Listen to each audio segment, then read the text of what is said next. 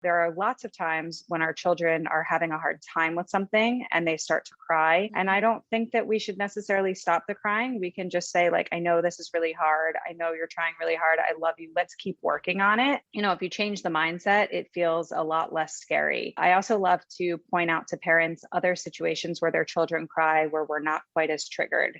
For example, if you have to leave your baby with grandma and baby doesn't know grandma that well, but you have to go to a doctor's appointment and leave your baby with grandma, like, your baby's safe, your baby's crying in grandma's arms, but like all is okay, right? Mm-hmm. Or if your baby is crying in the backseat of the car because they're tired and you're stuck in traffic and you can't put your pedal to the metal fast enough, right? There are all sorts of times when babies cry that we just sort of accept as this is okay, they're fine, they're safe, they're okay. And I would argue that learning to fall asleep falls into that exact same category.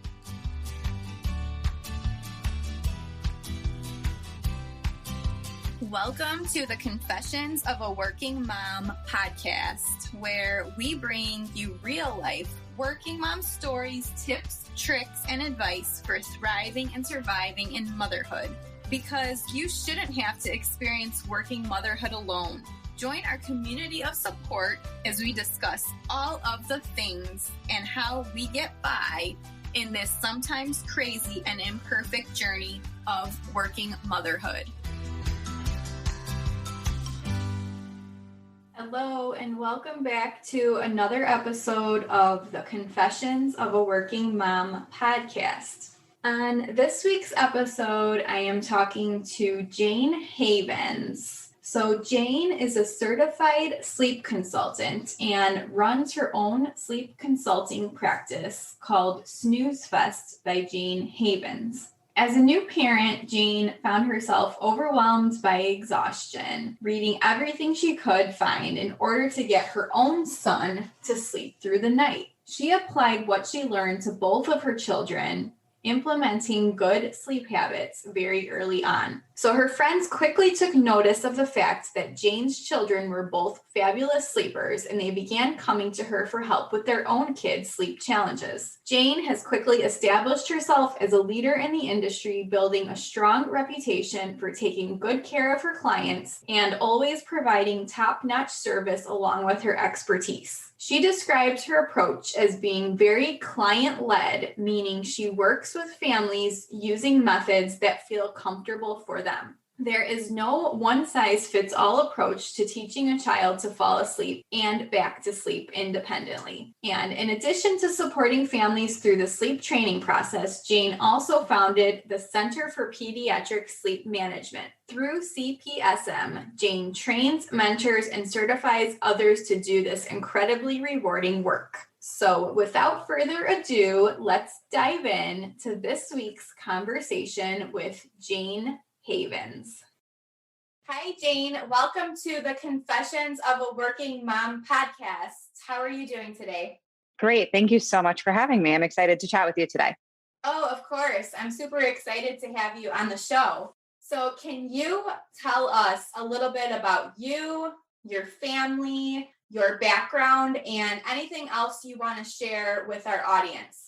Sure. So my name is Jayne Havens. I live in Baltimore, Maryland with my husband, Jonathan, and my two kids, Sid and Ivy. I originally, way back when, had a very successful career in catering sales, which I loved very much. But I decided to leave that work when my son was born about 8.5 years ago. I just knew that it wasn't going to be a practical way to live, working nights, weekends, holidays, and have a little baby at home. So I left that job and I was a stay-at-home mom for several years, which I absolutely love. And then my daughter was born 4 years later, and she was colicky and fussy and just not quite the same as my son. It was a very different experience being home with her. And by that point, I was frankly just a little burnt out from living the stay-at-home mom life and was really itching to get back to working again and interacting with other adults and doing something for myself, frankly. So I just kept coming back to the idea of becoming a sleep consultant. When my son was born, he was a great little sleeper, but then he regressed into that 4-month sleep regression that a lot of babies experience. And as a first-time mom, I had no idea what was going on. Why was he waking every 45 minutes in the middle of the night? And I took to the internet, I took to the bookstores, and I researched like crazy and figured out why he wasn't sleeping. And I got him sleeping again, which, as a first time mom, I was super proud of myself and really excited. And all of my friends were crazy jealous. So they started reaching out to me, like, help me with my kid's sleep. My baby is not sleeping. And for many years, it was just a hobby. It was just something I would do for fun. I was constantly just reading up on infant sleep and helping friends. And when it came time to re-enter the workforce in some capacity, it just sort of kept coming back into my brain like, this is the right fit for me. This is something that I'm sort of already doing. It's something I'm really good at, and it's something I really enjoy. And so I decided to turn my hobby into a business. And I launched my company. It's called Snooze Fest by Jayne Havens. And frankly, what I thought was just going to be a little side hustle turned into a very full-time, successful business pretty quickly, at which point I decided to take it even one step further because I can't help myself. I guess I have a little bit of that just drive and hustle in me. And I decided to create my own sleep consultant certification course. So now not only do I support families one-on-one through the sleep training process, but I also train, mentor, and certify others to do the work that I do, which is really incredibly rewarding to sort of support women through the process of launching and growing their own small businesses. Oh, I love that so much. Yeah. Just how you sort of turned that side passion into a full-time business. I think that's so great for other moms to hear and just so inspirational as well. And so Thank you. Yeah, I love that so much. So what would you say is your favorite part of what you do?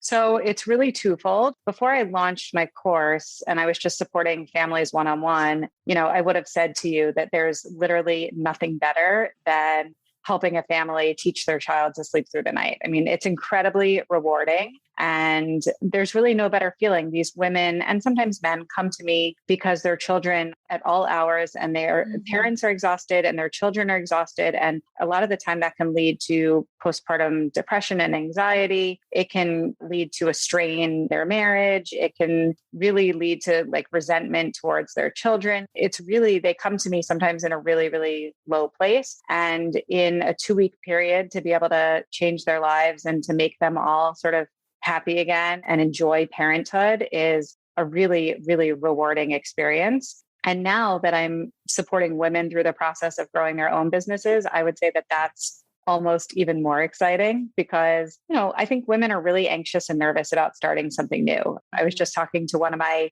grads from my program recently, and I was saying to her, we as women, we don't even like to go to the bathroom by ourselves, right? We always take a friend. And starting a business by yourself, I think, is even more scary. And I love supporting them through that process. And I've created an entire community where we all support each other. And it's really incredibly rewarding to watch them go from nervous, timid, scared, budding entrepreneurs to sort of major success stories. That's so great. Yeah, I do something sort of similar and just in helping moms try to find their passions. And I would 100% agree. It's so rewarding just, being out there, helping moms get through stuff that like you struggled through. Because I think sometimes, our past struggles, we had to go through them maybe to help somebody else in the future. Like it all works out for a reason, right? Yeah, exactly. Jayne, why do you think that sleep training has become so controversial? Like you always see in sort of like Facebook groups, different moms arguing about sleep training. What's the best way to do it? What is not the best way? What is your take on that? Yeah. So I think at the end of the day, sleep training is controversial because babies cry during the process and nobody likes to hear a baby crying, right? That makes us all uncomfortable. Our blood pressure goes up a little bit. We get a little tense. We clench our teeth. Nobody likes to hear a child upset. At the end of the day, when sleep training is implemented properly, the crying is limited and temporary. And I personally think that we shouldn't be pacifying our children's emotions, their voice, their expression. For a baby that's used to being nursed to sleep at bedtime and then is waking up every 45 minutes wanting to be nursed back to sleep, that a lot of the time is not sustainable for mom or baby. And yeah, that baby is going to cry when they're not nursed back to sleep, but they can still be supported. They can be held to sleep. They can be rocked to sleep. They can be shushed and patted to sleep, or you could just walk out of the room and give them a little bit of space, right? There's so many ways to do it. But at the end of the day, there's nothing harmful about telling a child, I love you, but no, right? And that's really what sleep training is. It's just teaching a baby a different way to fall asleep. And I always tell parents, your baby is crying because they're tired. They're crying because they want to be asleep and they don't know how. And once they learn how to fall asleep, all the crying stops. Sleep training is something we do, in my opinion, for our children, not to our children. And, there are a lot of parents that get really, really up in arms about leaving babies to cry, which it's not always that cut and dry. Like, you don't have to leave a baby to cry to teach them to fall asleep independently. But even if you did, I would argue that it's leaving a baby to try, right? They're trying to fall asleep independently and it's hard. And that's why they're crying. My son cries sometimes during his math homework. My 4-year-old cries because she can't tie her shoes on her own and she wants to so badly. There are lots of times when our children are having a hard time with something and they start to cry. Mm-hmm. And I don't think that we should necessarily stop the crying. We can just say, like, I know this is really hard. I know you're trying really hard. I love you. Let's keep working on it. If you change the mindset, it feels a lot less scary. I also love to point out to parents other situations where their children cry where we're not quite as triggered.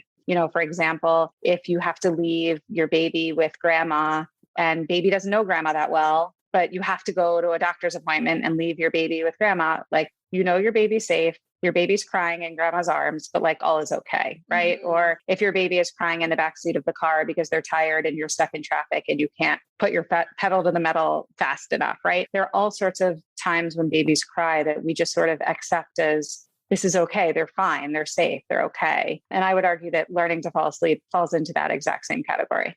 Yeah, I love that perspective. Definitely. I have a 5-year-old daughter, and sometimes it's like, her trying to do something and she can't and she's crying. And I love that perspective so much, and just kind of reassuring them that, it's okay. They'll get it eventually, and just being positive about it. I think also, like, if you start doing that kind of mindset work for yourself, it kind of leaks into your children, because I've been doing that a lot recently, just like kind of working on the positive mindset and like the like attracts like, and just being very sort of conscious about what I'm putting out there. And I think that really helps kids too. Yeah, for sure.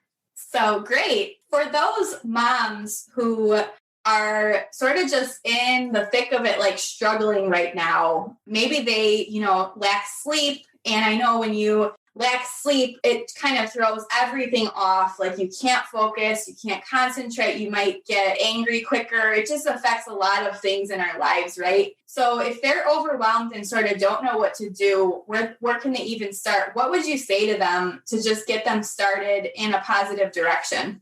So I think that the most important component to making a change whenever it feels hard, whether it's sleep training your child or anything else, launching a business, right? It could be anything. I think the most important piece of the puzzle when things feel hard is to seek support. And that support doesn't necessarily need to be paid support, right? If you're sleep training your 8-month-old baby, you don't need to hire a sleep consultant. I would argue that it's great to hire a sleep consultant, but you don't need to. You can lean on a friend. You can find, I was that friend for a lot of people before I started doing this professionally.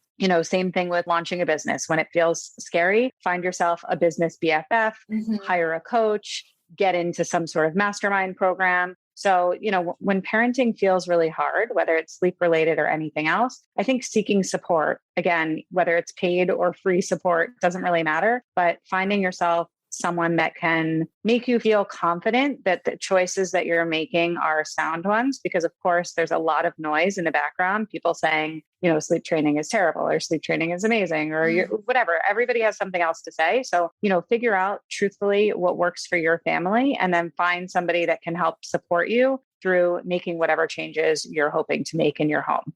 Yeah, definitely. And I think there's so many options out there nowadays that sometimes moms can just get overwhelmed. But in my experience, like, if I just picked one person to follow and then just like followed everything that they were teaching me, I do much better than if I'm like spreading myself all over the place. Absolutely. And I find that what you just said is the exact reason for why people end up hiring me, because there's so much information out there. And you're absolutely right. All of the information is fine if you just pick something and follow it, right? There are so many different books on teaching your child to sleep independently. They're all largely fine, right? Like they might have a different strategy or a different approach, but they're all fine and valuable to some degree. There's so many people on Instagram, there are podcasts about all of this stuff. There's so much information and so much noise. And I think a lot of the time parents feel really overwhelmed and they can't figure out who to listen to and which advice to take. So, that's when they end up hiring a sleep consultant, because at that point they're saying, okay, I'm going to pay this person and I'm going to listen to her. And, that can be done by paying a sleep coach, or it can be done by just saying, all right, here's my best friend. She sleep trained her kids. I'm going to listen to her. Yeah, definitely. So Jayne, what is a tip you'd give to moms today to help create healthy sleep habits with their kids? Okay. So we actually sort of just answered that. I was going to say, at the end of the day, like you need to find someone to support you. You need to figure out what it is that you're trying to do and make sure that you collect the information that you need and the support that you need to get it done. It's really as simple as that. Yeah, for sure. Like we were saying, everybody's different in what works for your family, right? And I talk a lot about that in other areas of our lives on this podcast. Like sort of like there's not a one size fits all plan for all families. Just have to sort of find what works for you. And if it works and if it keeps working, then keep sticking with it, right? Exactly. Yeah. And then let's switch gears a little bit and talk about sort of entrepreneurship. And so that's like your other passion, helping women get their businesses up and running. Why do you think that women face barriers to sort of getting into entrepreneurship or kind of taking off or finding a path, or like once they're in it, sort of struggle with different pieces of managing being an entrepreneur? Yeah, that's such a sort of heavy question. And it's a loaded question. I think that we're doers. Like we get it done, right? Like we make sure our kids' lunches are packed. We make sure that they have clean clothes to wear to school. We show up at our job. Like we have a list and we get it done. And sometimes it feels like there's no more space or no more time or no more like energy or sort of like to give to one more thing. But I also think that sometimes that one more thing is just what we need, because all of the stuff that we're doing is for others. We're doing for our kids, we're doing for our family, we're doing for our employers, and we're not doing anything for ourselves. In my personal experience, launching this business, first the small little sleep consulting business, and now my bigger program, what I realize is that this is for me. This makes me feel smart and challenged and capable and driven. And I was the busiest person in the world before I started this business. And it doesn't matter. I have all the time in the world to work on it because I love it so much. And so I saw a quote somewhere, and I don't know if I'm going to say it correctly, but it's something like, even really like unsuccessful people and successful people all have the same amount of time, right? Like that's such a good quote. Like we all have the same amount of time. So if you decide that you're going to be successful in business, you just need to manage your time and allocate your time better. And it's incredibly rewarding, not just from a financial perspective, but from like a personal development perspective. The way that it feels. Of course, it matters how much money you make, but it doesn't really matter as much how much money you make. It matters that like you're growing, you're learning, you're thriving. Yeah. And really nothing's better than that. Yeah, I love that. And I think also women tend to think that if they dive into something like starting a business online, that it's going to just consume like their life and it's just going to take everything else away. And like, they're not going to have time to spend with their kids or their husband or their family or their friends, which in my experience is like totally opposite. And I think it's all about how you approach it. And then I've really been following lately, like some entrepreneurs who talk about doing less, but making an impact still. So it's all really about how your energy is as a woman. And if you want it to be a more low key, like business endeavor, then you can set it up like that. Absolutely. I have far more free time now working my business than I ever did as an employee working for somebody else. So, and sure, like it takes time and it takes energy and it takes effort to get it to that point. But I am so much more free than I ever was when I worked for a big company. Definitely. I 100% agree with that. Yeah. Yeah. So Jayne, is there any other advice you'd like to throw in there for moms? So I guess like the one piece of advice that always comes to mind is just to like believe in yourself. I'm all about giving moms a big pep talk. I do it in my sleep consulting business. I'm constantly giving pep talks. And then on the business side of things, I'm always giving pep talks. And, we moms, like we're always putting ourselves last. We're never giving ourselves a chance. It's our time to thrive and shine, and nobody is going to do it for you. You have to commit to doing it yourself. And, the very first step is just to say, I'm going to try. Because if you never try, then you have no idea if you can do it. And that's the same thing with sleep training. There are a lot of parallels in two things that I do. If you never try to teach your child to fall asleep independently, then they will never learn. And if you never try to create a successful business, or even just a tiny little whatever business, then you'll never have it. You'll just be watching other people and you'll be amazed with their success and their journey, but you won't have your own. And, just raising your hand and saying like, yep, I'm ready to try is the first step. And then again, finding that support so that you position to be successful. Yeah, for sure. And definitely in the support piece, there's so many different ways to get that support piece now. There's Facebook groups, there's, women on Instagram that are doing similar things. There's coaching programs, there's masterminds. There's just so many different ways that you can like get help from women who have been through that path.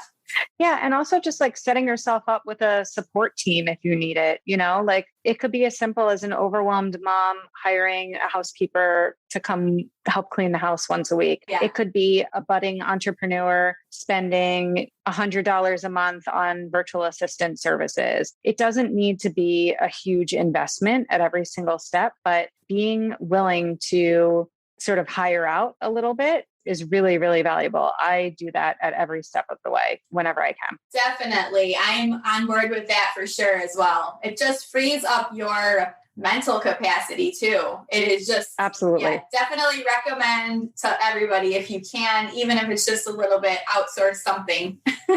Yeah. And sometimes it's outsourcing something that is like a total roadblock, like it's not necessarily a time suck.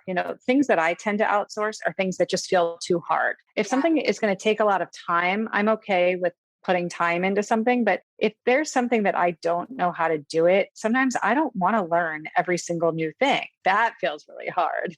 So rather than learning the new thing, I will outsource something. And then something that I already know how to do, I'll fumble through it and take an extra hour. Maybe my virtual assistant could have done it faster, but I can still do it. Yeah. But for something that I don't know how to do, I don't need to sit here and learn all week. And that's really stressful for me. Oh yeah, for sure. Really have to ask, like, is this going to add any value if I learn it, or is it just going to make me more frustrated? So definitely exactly. You have to like kind of look at those things and evaluate what is best for you to continue learning your outsource. Exactly. Yeah. Well, great. I love this conversation so much so far. I love talking about businesses and entrepreneurship and all of those things. I just have a couple of more questions to sort of get to know you a little bit better and find out what you're working on. And so our listeners can go and check you out and all that good stuff. Would you consider to be like your non-negotiable practice that you have to do every day to start or end your day on a positive note? So this question really makes me feel like I should find one because I don't have one. I don't have one, but I'm going to find one. The only thing that comes to mind is that and maybe this is cliche because of my business, but I really do truly value a good night's sleep.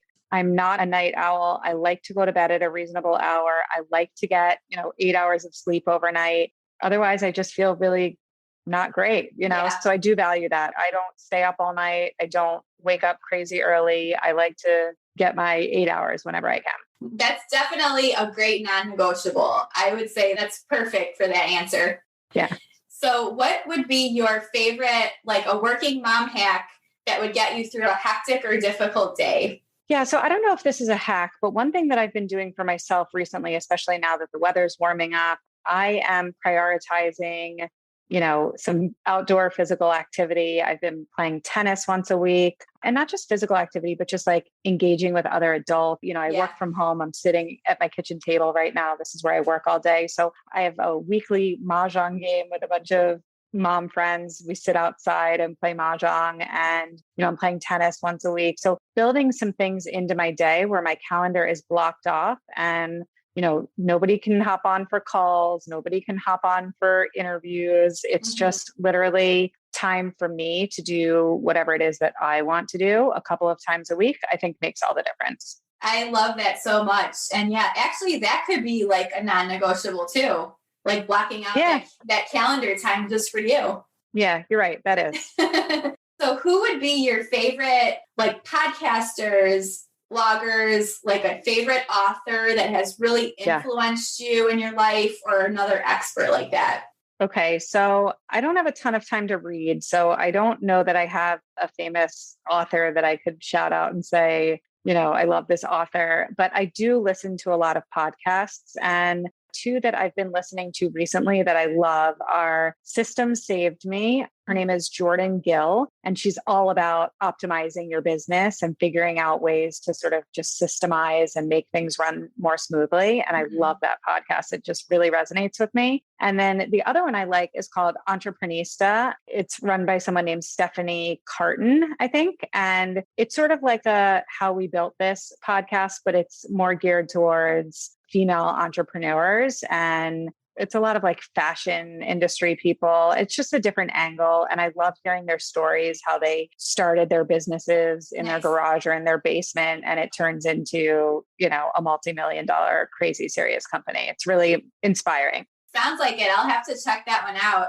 I do listen to the System Save Me as well. She's amazing. I love that one. What are you currently working on in your business that you're most excited about? So my sleep consultant certification course launched about a year and a half ago, I would say at this point. And I'm really, really I always say, my program gets better with each new person that joins my program, because everybody has something to teach somebody else. We have a community that's for all of my students and grads, and everybody answers each other's questions and supports one another. And right now I'm really working on bulking up the entrepreneur side of my course. So, my course doesn't only teach you how to be a sleep consultant, but it also teaches you how to get your business up and running.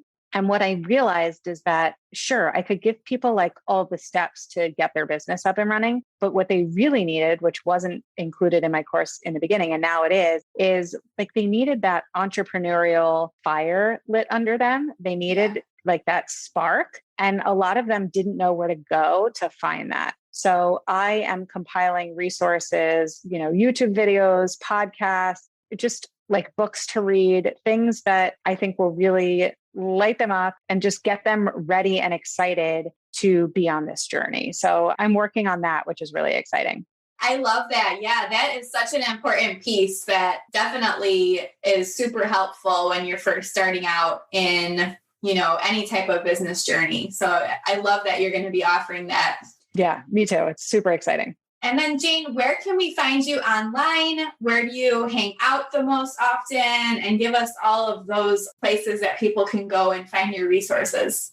Sure. So if you are a tired parent and ready to make a change in your home, I would say the two best places to find me are my website, which is Snooze Fest by Jayne Havens, or I'm sorry, that's my Instagram, is Snooze Fest by Jayne Havens. You can find me on Instagram pretty easily, or my website is thesnoozefest.com. If you are somebody that's interested in learning more about becoming a sleep consultant, if this feels like a career path or a side hustle that really excites you, the easiest place to connect with me is I have a Facebook group, and it's called Becoming a Sleep Consultant. And you can join that Facebook group and we'll connect, and I will point you towards a bunch of resources, and we can chat and see if this work would be a good fit for you.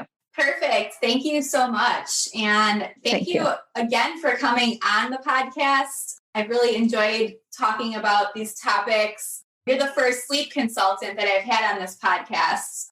So awesome. Yeah, I really think this will help a lot of moms, and it's something we all go through, but we sort of just look back on it and we're like, oh yeah, we just didn't sleep for 2 years, but we figured it out. But I really want other moms to come out more positive and to get these resources, because I think it's important to our mental health as well. 100%. Yeah. So I'm happy to help. And thank you so much for having me. It was really awesome talking to you today.